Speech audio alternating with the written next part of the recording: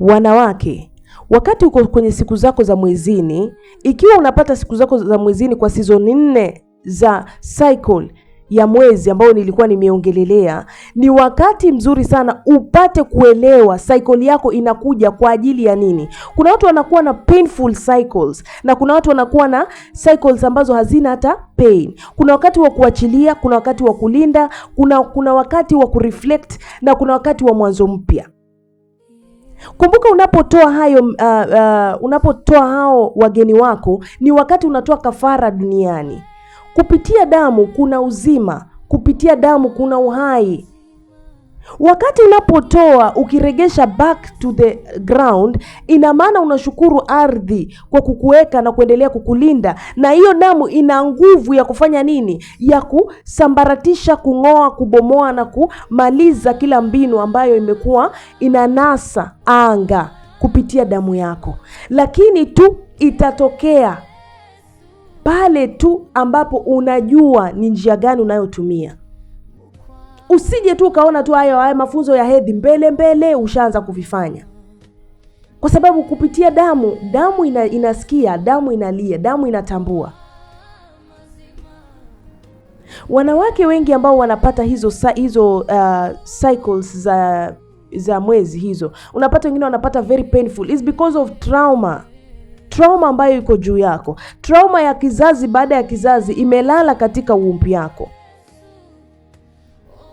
Wakati unapotoa kafara, wakati wa mwezi, ndio unapata mtu anakuambia usiende kufanya rituals, usiende kufanya ABCD, kwa sababu una nguvu ya kutoa. Wakati huo mwanamke ana nguvu, maana unatoa kafara. Wakati unapotoa kafara, una nguvu ya kuondoa kila midude, maroho machafu, unayaondoa katika anga. Ndio maana wao wanasema ukiwa katika mwezini usiingie wapi, usiende huku, kwa sababu utaondoa, you are releasing back to the ground.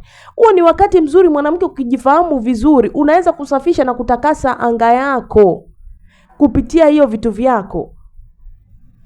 Ikiwa unahitaji masomo ya hedhi, nitafute, nambari yangu ipo kwa WhatsApp, lakini utalipia. Ikiwa unahitaji kujua kufanya manifestation kupitia vitu vyako hivyo. Ikiwa unahitaji kubao, kwa sababu nyinyi kuna watu wamelala na watu kupitia wakiwa mwezini. Ikiwa unataka kukatisha hiyo vifungo hizi, nitafute, nitakufundisha. Maana kuna wanawake hawaelewi, mtu akiongelelea tu hedhi, yeye amekimbia kufanya. Unapofanya hizo somo za hedhi, zile vitu vya hedhi, kuna negativity na kuna positivity. Ukifanya for the self, it will come for self. Ukifanya for someone else, itakuwa ni karma umeachia jamii. Ila hiyo nguvu ya iliyo katika damu yako hiyo, wakati inatoka, kumbuka ina season ngapi? 4, kama vile season za dunia: summer, spring, autumn and winter. Pia kuna season 4 za mwezi. Jijue tu wewe unapata muda wako wa nini, wakati gani. Are you a white witch or are you a red witch?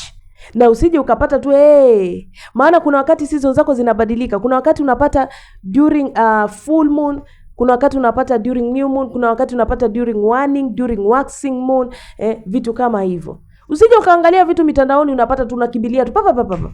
Get information fast. Unaona tu wacha niende. Maana kama hujapata uponyaji bado uko na trauma, hata uvifanye hiyo manifestation yako ambayo unajaribu kufanya, inakuja na trauma yako juu.